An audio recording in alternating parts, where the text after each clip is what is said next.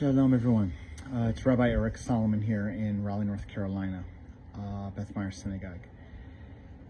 Listen, morning tour today is going to be dedicated to the memory of the 6 hostages brutally murdered in captivity. I and so many others in the Jewish community, certainly, but also outside of it, Americans, because one American was killed as well, are just devastated. We are sitting Shiva. This is the week of mourning, and while it's not the same as the immediate family of Rachel and John and the siblings, and it feels like it for me and so many others. This week's Torah portion is called Shoftim and establishes from the beginning judges.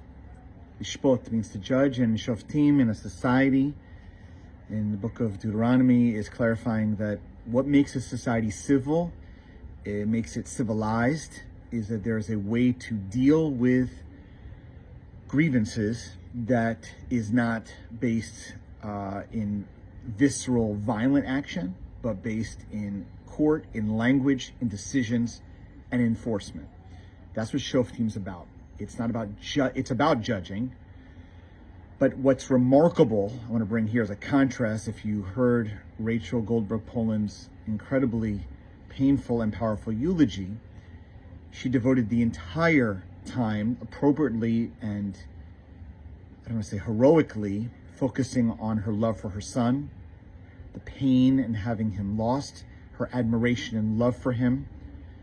She even asked him in his soul for strength. She did not spend time, as much as she had the right to, criticizing Hamas and their dastardly, insidious leaders, evil, or even Prime Minister Netanyahu, who him and others have, it makes sense, and they'd have the right to be extraordinarily angry, incensed, it's beyond words, at the ineffectiveness of negotiations, or even the effectiveness of what happened October 7th.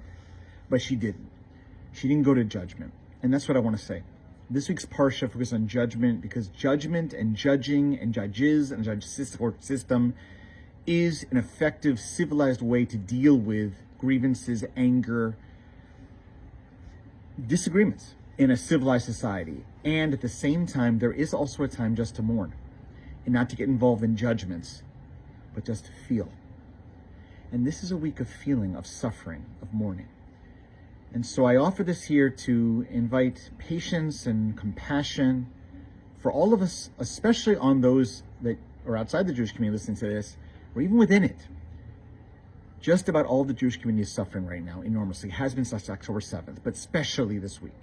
We are feeling it acutely. If people don't act perfectly or have a shorter rope, I invite us to judge softly, give kaf zechut, benefit of the doubt. These hostages were all our children. We are devastated. There's a hole in our souls, in our neshamas. It'll never be filled. Next week soon we will judge that. It will be judged. There will be an accounting. But this week we cry. Shabbat Shalom.